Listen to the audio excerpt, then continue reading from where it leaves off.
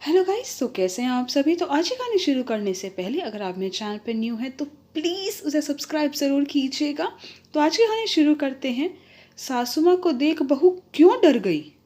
आज सुबह से बर्फी देवी का भूख से बुरा हाल हो चुका था। दोपहर को भी बहू पार्लर जाने से पहले दिन की बासी खिचड़ी गर्म कर कर दे गई थी। बच्चे दोनों बोर्डिंग स्कूल में पढ़ते हैं। बेटे के ऑफिस में पार्टी थी तो उसका फ़ोन आया था कि मुझे यहाँ पर कुछ ज़रूरी काम करने हैं, तुम तैयार होकर सीधा पार्टी में आ जाना। अपने कपड़े वह सुबह ही साथ ले गया था। बहू पार्लर से आकर तैयार होकर पार्टी में चली गई। उसने यह पूछने की ज़रूरत महसूस नहीं की कि आप क्या खाओगी, मैं बना कर रख देती हूँ। जब भूख बर्दाश्त नहीं हो रही थी तो उठकर रसोई तक जाने की कोशिश करी कि और कुछ नहीं तो 2 रोटी चाय के साथ खा लूँगी, पर हाथ पैरों ने साथ नहीं दिया। रात के 11 बज गए, पर बेटा बहू का ना कोई फ़ोन ना खबर। इधर भूख के मारे चक्कर आने को हो रहे थे। तभी ऐसा लगा जैसे कोई पुकार रहा हो, बहू। तो बर्फी देवी जी ने कहा, हाँ मम्मी जी। उनके मुंह से अनायास निकल गया, बहू भूख बहुत बुरी होती है, मुझसे भी बर्दाश्त नहीं होती थी जब तुम मुझे अकेला छोड़ अपने पति और बेटे को ले बाहर खाना खाने चली जाती थी। तब मुझसे भी भूख बर्दाश्त नहीं होती थी और अकेले डर भी लगता था।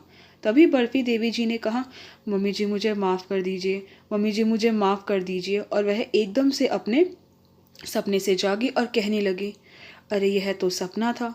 वह पसीने से तरबतर थी। वह उन दिनों में पहुंच गई जब वह ब्याह कर आई थी।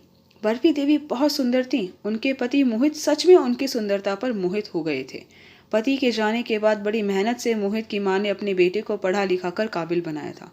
पहले तो बहू अच्छी तरह से रहती थी। जब उसके बेटा हो जाता है, शादी को 3 साल हो गए, तो सारा घर अपने कब्जे में कर लिया था। सारा काम सासू माँ संभालती। वह फिर भी खुश होकर करती कि अपने घर में ही तो काम कर रही हूँ। पर धीरे धीरे हाथ पैर थकने लगे। अब उनसे काम नहीं बनता था तो बहू ने रसोई में घुसने से मना कर दिया। खुद तो छुट्टी वाले दिन बच्चों और पति के साथ फिल्म देखने, मॉल घूमने, कभी लंच तो कभी डिनर तो कभी पिकनिक गई रहती थी। और सासू माँ के लिए बचा कुचा खाना टेबल पर रख जाती थी।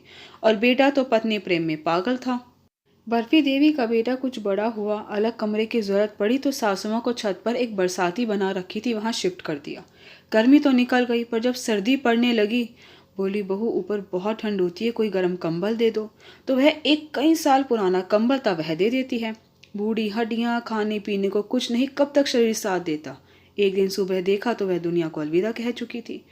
उनके मरने पर बहू बेटे ने समाज में अपना रुतबा बनाए रखने के लिए खूब बड़ा भूस दिया। सब कह रहे थे, बेटा हो तो ऐसा, बेटा हो तो ऐसा।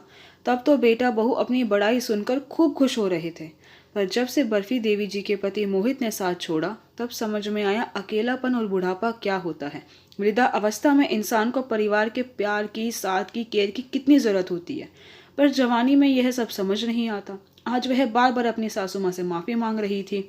उनका पछतावा इतना बढ़ गया कि वह दुनिया को अलविदा कह सभी कष्टों से मुक्त हो गई।